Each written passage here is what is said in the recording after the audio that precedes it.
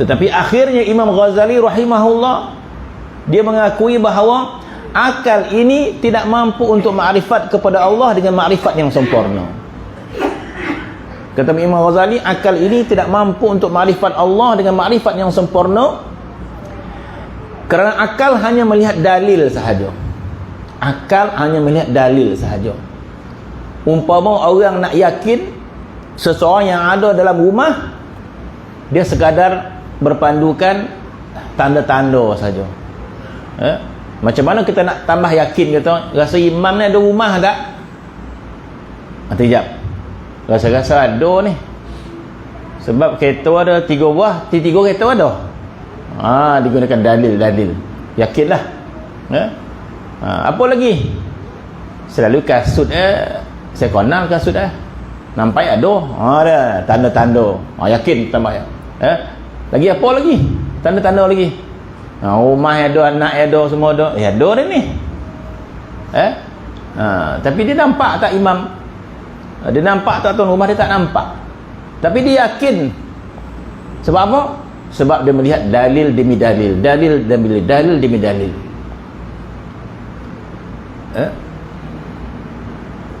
Jadi Imam Ghazali rahimahullah melihat keyakinan sebegitu tidak kuat. Maka meyakini Allah dengan akal itu terhad, tidak sempurna. Akhirnya Imam Ghazali rahimahullah bersetuju untuk makrifat kepada Allah Subhanahu wa taala dengan hati.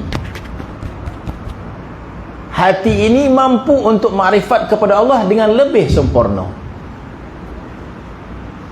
Diberuntung hati ini. Allah Subhanahu wa taala menjadikan hati adalah tempat makrifat kepada Allah Subhanahu wa taala, bukan akal. Untuk makrifat yang sempurna kepada Allah, tempatnya adalah hati. Maka jadilah hati ini tempat makrifat kepada Allah Subhanahu wa taala. Jadi bagaimana? Kata Imam Ghazali rahimahullah, hati ini tempat makrifat kepada Allah dengan makrifat yang sempurna. Bagaimana? Kata Imam Ghazali, bila hati kita ini terlepas daripada segala ikatan kepada makhluk. Apabila hati manusia itu terlepas daripada ikatan kecintaan pada makhluk, bersih hatinya daripada ikatan kepada makhluk, dan ketika itu akan sempurnalah mahabbahnya kepada Allah Subhanahu wa taala. Apabila hati ini terlepas daripada mengagungkan makhluk ini, kan hati kita ni kita tak perasan, tapi kalau kita pandang dengan mata basirah kita, kita boleh faham hati ini. Hati kita ini, sama ada kita sadar tak sadar, dia membesarkan sesuatu. Sama ada kita sadar tak sadar, dia sedang membesar, dia sedang mengagungkan sesuatu hati kita ni. Walaupun kita ontok ilalap ya, tapi dalam tu mengagung. Perasan tak perasan? Hati kita ni sedang mengagungkan harta, sedang mengagungkan duit, kita tak perasan. Tak ada apa-apa, tapi bila duit hilang menggeletar ya. Ada. Damam. Hati ini mengagungkan harta. Hati ini mengagungkan sesuatu.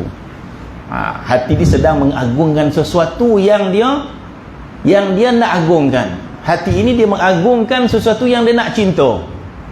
Kalau kita tak kawal, dia carilah apa saja nak cari, berpandukan nafsu dan sebagainya. Kalau kita tak kawal dia, maka kita hanyutlah membawa hati kita dikawal oleh apa? Kalau dikawal oleh nafsu, maka hati ini akan membawa kita mengagungkan harta, mengagungkan dunia dalam kita tak sadar. Dalam tu mau membesar. Maka kalau sebegitu keadaan hati kita, maka kita tidak mampu untuk membesarkan Allah Subhanahu wa taala dengan selayaknya. Kita tidak mampu untuk merasai keagungan Allah Subhanahu wa taala sekiranya dalam hati kita ada keagungan yang lain daripada Allah Subhanahu wa taala. Kaedah ini dipahami oleh Imam Ghazali. Dia belum berusaha, tapi dia faham kaedah itu. Dia belum berusaha, dia faham. Akhirnya dia bersetuju bahawa untuk makrifat kepada Allah Subhanahu wa taala dan cara bersihkan hati daripada ta'alluq yang lain daripada Allah Subhanahu wa taala. Tapi dia belum lakukan lagi. Maka kata, kalau sebegitu, aku kena tinggalkan ikatan hati aku dengan dunia ini, dengan pangkat, dengan dunia glamour.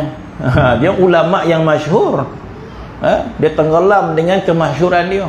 Sultan suka dia, nak apa lagi? Kok kita dah jadi alim, dah jadi ulama, sultan suka, mistis ada 2 buah, selesai lah, tak ada apa, beratib lah. Apa lagi? Masya Allah. Imam Ghazali sadar bahawa kehidupan dia ini tidak mampu untuk makrifat pada Allah Subhanahu Wa Taala. Bagi pendapat dia kena bebas daripada segala pautan ini dengan kemasyhuran dia, dengan sebagainya. Maka dia akhirnya nekat Imam Ghazali meninggalkan segala pekerjaan dan jawatan dia. Tinggalkan jawatan, tinggalkan pekerjaannya, tinggal dunia sebagainya. Masya Allah. Itu Imam Ghazali punya kekuatan. Imam Ghazali rahimahullah, bila dia ingin memahamkan satu-satu ilmu, dia akan berusaha. Ilmu ni perlukan apa? Ilmu ni perlukan apa? Masya Allah. Kalau ilmu Quran memerlukan hafalan kepada Quran, maka dia hafalnya Quran. Ilmu hadis memerlukan hafal kepada hadis, maka dia hafalnya hadis itu. Ilmu fiqh perlu fahami fiqh, maka difahami fiqh itu. Kalau ilmu tasawuf memerlukan mujahadah, maka Imam Ghazali memilih mujahadah yang peringkat tertinggi. Apa mujahadah peringkat tertinggi? Habis dijualnya hartanya, duitnya habis, tak ada, supaya dia meninggalkan dunia ini zahiran wa batinan, zahir batin. Masya Allah, nekat Imam Ghazali. Kita tak mampu macam tu. Kita sekadar meninggalkan dunia kita dalam hati sahaja. Tinggalkanlah dunia sekejap, ya Allah, tinggalkanlah kereta, tinggalkanlah rumah, semua tu berzikir. Itu pun zikir, kita tinggalkan dunia lah. Dah habis kan? Kita makanlah segala-gala yang dipetais tu. Daging ada, baung ada, apa tu. Tak dapat kita nak tinggalkan tu. Mana paling tidak pun kita tinggalkan ketika mana kita beramal ibadat, ketika mana kita salat, ketika mana kita berzikir. Tinggalkan dunia ini. Itu diamalkan oleh sebahagian ulama. Silakan. Dia tak campak hartanya, tak campak duit, tak campak sebagainya, tapi dia campakkan harta kita ke mana beramal ibadat, buang segala harta kita ke beramal ibadat. Ingat Allah Subhanahu Wa Taala, buang segala-galanya. Harta kita, makan, minum, semua kita buang. Itu pun diterima jugalah. Dah habis beratib kan, buka petais tu balik, habis kita makan. Kita kata. Tetapi Imam Ghazali rahimahullah, dia memilih cara yang lebih keras sifatnya.